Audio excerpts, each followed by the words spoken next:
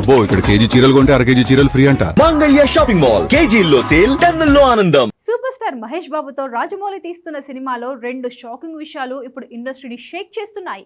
ఒకటి, అసలు డూపే లేకుండా చాలా రిస్కీ ఫైట్ సీన్లను సూపర్ స్టార్ మహేష్ బాబు ఒప్పుకోవడం, ఆ విషయంలో తనని రాజమౌళి ఒప్పించడం. ఇదే షాకింగ్ న్యూస్ అనుకుంటే, ఇంకో shocking news super star Mahesh Babu 29వ మూవీ కథ మార్చడం, కెన్యాలో అల్లర్ల కారణంగా 4వ షెడ్యూల్ వాయిదా పడడం.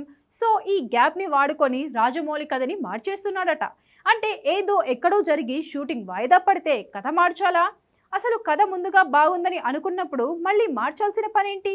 ఇలా గ్యాప్ వచ్చినప్పుడల్లా మారుస్తూ పోతే ఏంటి పరిస్థితి? ఇంతకీ 50 ఏళ్ల వయసులో Mahesh Babu Hollywood hero Tom క్రూజ్లా ఎందుకు రిస్క్ చేస్తున్నాడు? బాడీ డబుల్కి నో చెప్పడం వెనుకున్న లాజిక్ ఏంటి? Have a look.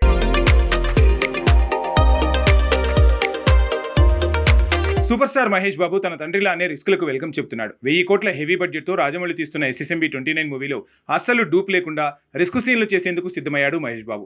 నిజానికి చాలా వరకు హీరోలనే ఉండే మరో డమ్మీ పర్సన్ని ఫైట్ సీన్స్లో వాడటం కామన్. లాంగ్ షాట్లు లేదంటే హీరోలకు గాయాలయ్యే అవకాశం ఉన్న ఫైట్లలో వాళ్ళు నటిస్తారు.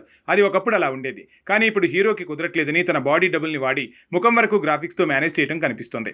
ఇది ఏమాత్రం ఓ సినిమాకు అథెంటిసిటీని తీసుకురాదు.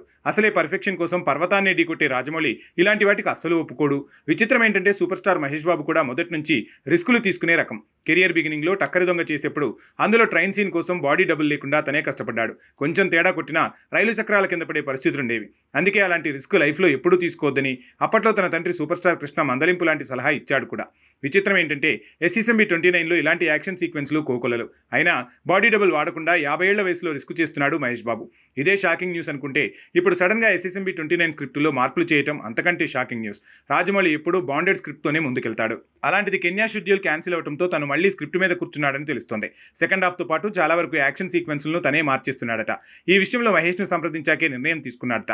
సో నెల వరకు టైం ఉంది. ఆలోపు కథలో మార్పులంటే ఇదే ఇండస్ట్రీకి షాక్ ఇస్తోంది. కదేంటి, ఇందులో ఎవరెవరు ఏం చేస్తున్నారనే అప్డేట్లు లేవు. కానీ ఇలాంటి వ్యవహారాలు మాత్రం బయటకు పొక్కుతున్నాయి. అయినా 1000 కోట్లతో ప్యాన్ వాల్ని షేక్ చేసే సినిమా చేసేప్పుడు స్క్రిప్ట్ పక్కాగా ఉంటుంది. అలాంటిది ఇలా 10% షూటింగ్ అయ్యాక కథలో మార్పులంటే రాజమౌళి ఏం చేస్తున్నాడో అన్న క్యూరియాసిటీ డౌట్ రూపంలో పేలుతోంది.